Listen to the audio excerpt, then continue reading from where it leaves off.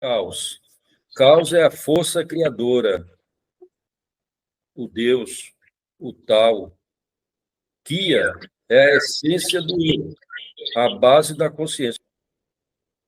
Cosmos versus caos. O cosmos, a ordem, é a antítese do caos, que chamam desordem. Já eu não vejo tanto assim. Ambas as palavras são de origem grega, as quais cosmos significa ordem, mundo, universo, ao passo que caos designa aleatoriedade, desordem, e isso está em discussão. Cada um pensa segundo os seus botões. A origem. A magia do caos surgiu no século XX, 1900 e alguma coisa, como uma dissidência dentro do cenário ocultista, uma vez que enfatiza a relevância da experiência mágica individual, em contraposição às tradições advindas das antigas ordens secretas. Então, isso suscitou uma grande discussão no campo da magia, a questão de não seguir à risca a doutrina tradicional da magia, de você fazer magia segundo princípios próprios, iniciativas próprias, instrumentos próprios, procedimentos próprios. Essa é a magia do caos. E confrontou a magia tradicional ancestral. A magia do caos, portanto, nos remete à magia da ordem Illuminati, Thanateros, a OIT. O vocábulo Thanateros corresponde à composição das palavras eros, que é sexo, e thanatos, que é a morte. São essas dois pilares que dão sustentação à magia do caos: sexo e morte.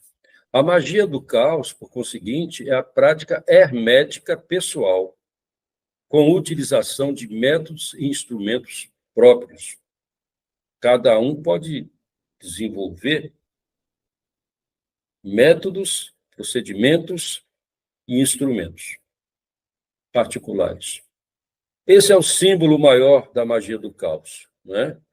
O símbolo do caos é composto por 8 setas em um padrão radial. A figura enfatiza a experiência mágica individual, numa abordagem egocêntrica do universo, é de mim para cima, para o universo, em contraposição às tradições advindas das antigas ordens secretas. Então, no ato mágico, eu, você, qualquer um de nós, no espaço apropriado, emite setas, fachos de luz, energia a partir de você, em direção à ordem universal. É assim. Hoste Osman Espelho. A magia do caos tem suas raízes em toda a tradição oculta e no trabalho de muitos ocultistas. O mais conhecido magista do caos é o artista plástico e escritor britânico, artista principalmente, Hoste Osman Espelho, cujo sistema mágico foi baseado inteiramente na imagem de si mesmo e nas figuras de monstruosidades, né? Demônios. E por isso, por trabalhar com essas entidades demasiadamente, ele foi bastante hostilizado, por exemplo, por Alexei Crowley. Ele viveu de 30 de dezembro de 1886 a 15 de maio de 1956, até bem próximo de nós. A magia do caos é a divisão da magia em essências simples, eliminando as tradições e utilizando o que realmente funciona, a partir da construção dos seus próprios sistemas. Cada um de nós é um sistema e podemos construir sistemas associados, correlatos. A sua aplicação se distancia das práticas tradicionais. Por isso, que você se depara com práticas de magia não convencionais, Com a prática, aprendemos que a magia está dentro de nós e não fora. Ela se manifesta através das ações conscientes e inconscientes, alterando a visão de mundo baseada na experiência da vida. A magia do caos se manifesta através de suas ações, conscientes e inconscientes, interferindo e alterando a sua própria experiência de vida. Então, fala sempre em vivência, em experiência pessoal, individual. É acreditar no seu poder de ação, de realização, de construção, de alcance. E você sabe muito bem o que é isso, não é, Adriana? A bruxa Adriana. A arte da magia do caos. Então, o Austin, ele publicou um livro longo, de 800 páginas, mais com o trabalho dele artístico do que qualquer outra coisa. Mas é uma base, uma fundamentação para o entendimento da magia do caos. Eu particularmente me interesso por esse livro. Aí, as obras de arte dele, do Austin, e que estão contidas no livro, uma boa parte delas, né? Ela representa a ascensão do ego de êxtase em êxtase. É isso, ele aborda muito e fala muito no êxtase. Êxtase, sexo. Sexo e morte. Morte e renovação. A magia do caos, ela está fundamentada nessas energias. As energias do êxtase, energias sexuais. E aí, os algoides, são os corpos de luz. Essa é a estrutura do Liberlux, da luz da magia do caos. Tem como centro a gnose, tem os corpos de luz no alto, que abrange isso tudo, né? E os procedimentos de liberação, adivinhação, encantamento, invocação e evocação. E vamos destacar aqui a gnose, que é o não pensamento, que é muito difícil o não pensar para fazer uma limpeza mental, né? A evocação, que é evocar, lembrar, chamar à presença a arte de lidar com seres ou entidades mágicas, elementos. Aqui na minha mesa eu tenho algumas entidades, né, que estão guardadas em objetos aqui na minha mesa. É o que eu digo, você com o seu cenário, o seu santuário, o seu lugar, menor que seja e mais simples que seja, você pode estar plenamente conectado com os céus. E aí, esse é o princípio da libertação e das conquistas. Invocação é pedido de auxílio ou proteção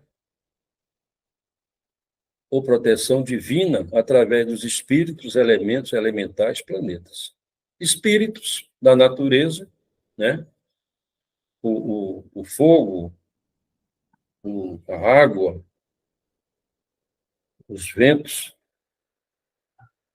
né? E a terra, né? São invocados frequentemente para alcançar os nossos objetivos.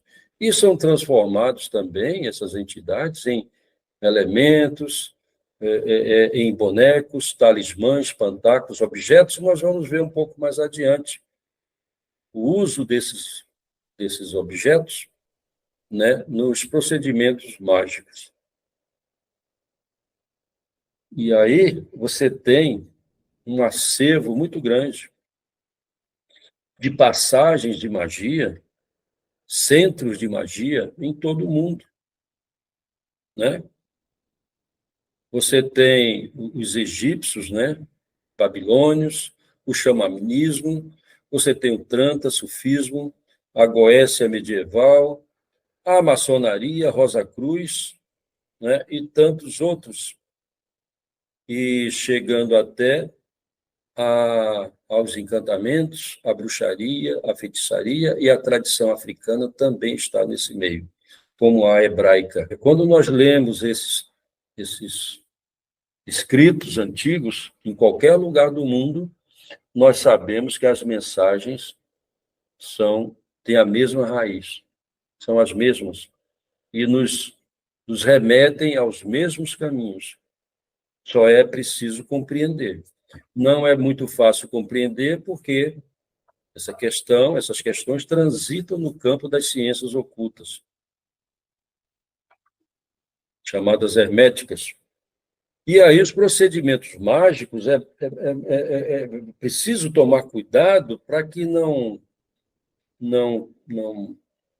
ocorram curtos-circuitos, né? As orientações teóricas e práticas são sempre úteis, mas a confiança exagerada nos livros, certos rituais e procedimentos devem ser comedidos. Muitas vezes é melhor seguir a voz do instinto para não dar com os burros na água, né? Na leitura do tarô, é muito intuitivo, tem as fórmulas, tem os livrinhos que acompanham os tarôs, mas isso não é tudo. Nós precisamos ter uma interpretação própria, não é? Uma conexão com esses oráculos para poder compreender o que eles dizem e não seguir aquela fórmula, né, que está indicada nos livros, em pequenas letras, né, em poucas palavras. E aí os livros que tratam da magia do caos, né, você tem os mais conhecidos, Libernu e o Psiconauta. E outros livros que existem, né, que tratam do assunto, e artigos, vários artigos, etc. Nós vamos aprofundar ainda esses estudos, essas leituras, e também procedimentos na magia do caos. E assim é. Muito obrigado.